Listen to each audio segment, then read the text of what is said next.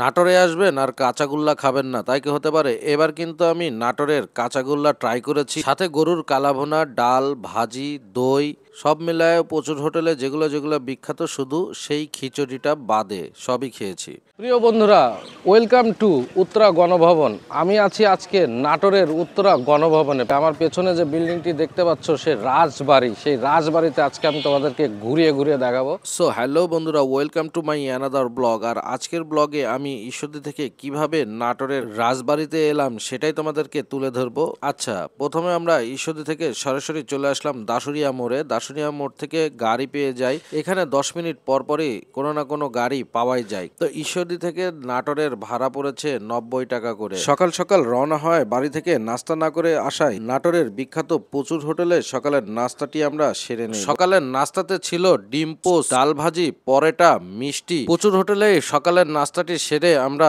রওনা হই নাটোরের রাজবাড়ির উদ্দেশ্যে। নাটোরের রাজবাড়ির উদ্দেশ্যে যেতে হলে আমাদেরকে এই মাদ্রাসা মোড় থেকে অটো রিজার্ভ করে নিয়ে যেতে হবে। উত্তরা গণভবনে প্রবেশ মূল্য 30 টাকা। তো আমরা 4 জন টিকিট কেটে নিয়েছি এবং আমাদের এখন ভিতরে ঢোকার পালা। উত্তরা গণভবনের সামনে কিছু ফটো সেশন না করলেই নয়। এত সুন্দর একটা রাজবাড়িতে ঢোকার প্রবেশ ফটক, যে ফটকটি দেখতে অনেক সুন্দর এবং খুব সুন্দরভাবে রং করে রেখে দেওয়া হয়েছে। এবং এই উত্তরা গণভবনের ফটকের উপরে যে ঘড়িটি রয়েছে, এই ঘড়িটি কিন্তু এখনো ঠিকঠাক মতো সময় দিয়ে থাকে। এই উত্তরা গণভবন পাখি আবাশ্রমের ভিতরে, মানে এই সাইডটা পাখি আবাশ্রম হিসাবে দেওয়া আছে। উত্তরা গণভবনের আনসার ক্যাম্পের জনসাধারণের প্রবেশ নিষেধ। এটা হচ্ছে কাচারি ভবন, রেভিনিউ হাউস। আসলে এই ভবনটিতে রাজার আমলে খাজনা আদায় হতো। এইটা এই যে এই ভবনটাতে রাজার আমলে খাজনা আদায় হতো। আর রাজবাড়ির ভেতরের অংশে কিন্তু মূল অংশের বাইরের অংশে এটা একটা ঘাট। এখানে রাজবাড়ির ভিতরে এই ঘাটটি দেখতে পাচ্ছেন বন্ধুরা। আর আজকে শুক্রবার, পর্যটকের অভাব নাই। এই ব্রিজটার উপর দিয়ে এখন আমরা হাঁটতেছি।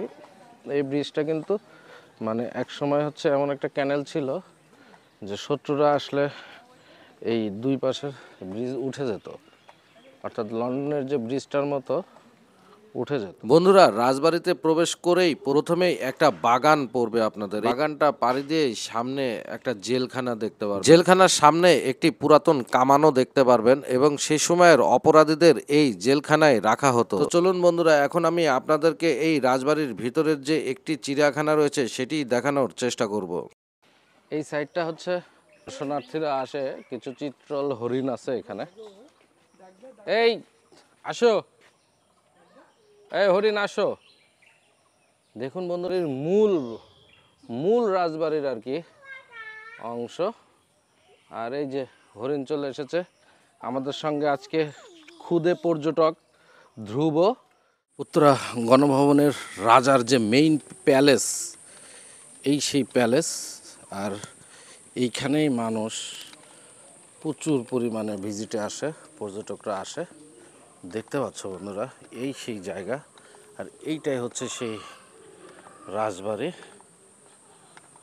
অনেক সুন্দর একটা প্লেস বন্ধুরা। দীঘাপতিয়ার রাজবাড়ি বা উত্তরা গণভবন নাটোর শহর থেকে 2.5 কিলোমিটার দূরে অবস্থিত। এই রাজবাড়ির সামনে দীঘাপতিয়া রাজবংশের প্রতিষ্ঠাতা দয়ারাম রায়ের একটা ভাস্কর্য রয়েছে, যা এই রাজপ্রাসাদকে করেছে অতুলনীয়। এই রাজবাড়িতে বিশ্বকবি রবীন্দ্রনাথ ঠাকুর সহ আরো অনেক বরেণ্য নেতৃবৃন্দ এসেছেন এবং বিভিন্ন প্রোগ্রামে অংশগ্রহণ করেছেন। যাই হোক বন্ধুরা, ইতিহাস নিয়ে আর ঘাটাঘাটি করব না, ভিডিওটি বড় হয়ে যেতে পারে। যেহেতু আমাদের এই বৃষ্টির দিনে ঈশ্বরদীতে ব্যাক করতে হবে, তাই আমরা দ্রুত রাজবাড়ি থেকে বের হয়ে ঈশ্বরদীর পথে রওনা হচ্ছি। ভিডিওটি ভালো লাগলে অবশ্যই শেয়ার করে দেবে। পরবর্তীতে দেখা হচ্ছে। আসসালামু আলাইকুম।